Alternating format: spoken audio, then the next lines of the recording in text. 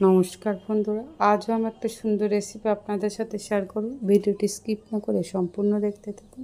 রেসিপিটার জন্য এখানে আমি 100 গ্রাম মুসুর ডাল ধুয়ে কড়াইতে দিয়ে দিয়েছি। আর এখানে দিয়ে দেব পরিমাণ মতো পেঁয়াজ কুচি, দিয়ে দেবো একটি কাঁচা লঙ্কা। তবে এখানে যে যেমন ঝাল খেতে ভালোবাসে সেই অনুযায়ী দেবেন। দিয়ে দেব কয়েক কোয়া রসুন, হলুদের গুঁড়ো, আর এখানে অ্যাড করে দেব তেল। এবার এখানে দিয়ে দেব পরিমাণ মতো জল। এটা ভালো করে মিশিয়ে নিয়ে কিছুক্ষণ ফুটতে দেব। দিয়ে দেব স্বাদ মতো নুন। ডালটা সেদ্ধ হয়ে এসেছে, তবে পুরোপুরি সেদ্ধ হয়নি। এবার এখানে আমি অ্যাড করে দেব কচু পাতা। তবে এখানে আমি শুধু কচু পাতা অ্যাড করে নিই। কচু পাতার যে নরম ডাঁটাগুলো ছিল সেগুলোও এখানে অ্যাড করে দিয়েছি। আর দিয়ে দিয়েছি 2টি চেরা কাঁচা লঙ্কা। সাথে দিয়ে দেবো একটু খাবার সোডা। খাবার সোডাটা দিলে কচু পাতাটা আর কিটকিট করবে না বা গলা চুলকবে না। এবার আরও একটু আমি এটা সেদ্ধ করে নেব।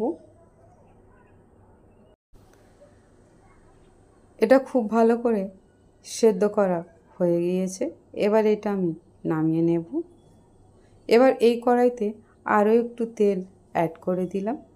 ফোড়নের জন্য দিয়ে দেবো রসুন। তবে রসুনটা আমি থেঁতা করিনি, লম্বা লম্বা করে কেটে নিয়েছি। রসুনটা একটু আমি হালকা প্রথমে ভেজে নেব। এবার এখানে দিয়ে দেবো পেঁয়াজ কুচি। পেঁয়াজ কুচিটা দিয়ে একইভাবে এটা আমি লাল লাল করে ভেজে নেব। পেঁয়াজ আর রসুনটা ভালো করে ভাজা হয়ে গেছে, তবে খুব বেশি পুড়িয়ে ভাজিনি, তেতা লাগবে। এবার কচু পাতার সঙ্গে যে ডালটা সেদ্ধ করেছিলাম সেটা এখানে অ্যাড করে দিলাম। দিয়ে একটু ভালো করে মিশিয়ে নেব। এটা আরও একটু আমি ফোটাবো। তবে এখানে কোনো জল আমি অ্যাড করিনি, একবারই জল অ্যাড করেছিলাম। আর ডালটা খুবই পাতলা হলে হবে না, ডালটা ঘন বা মোটা হতে হবে, তবে কিন্তু খেতে ভালো লাগবে। ডালটা বেশ কিছুক্ষণ ফোটানোর পর এটা আমি নামিয়ে নেব।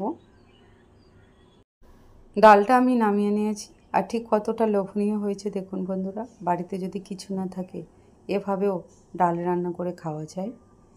আমার এই রেসিপিটা আপনাদের কেমন লাগলো বন্ধুরা, তো অবশ্যই কমেন্ট করে আমাকে জানাবেন।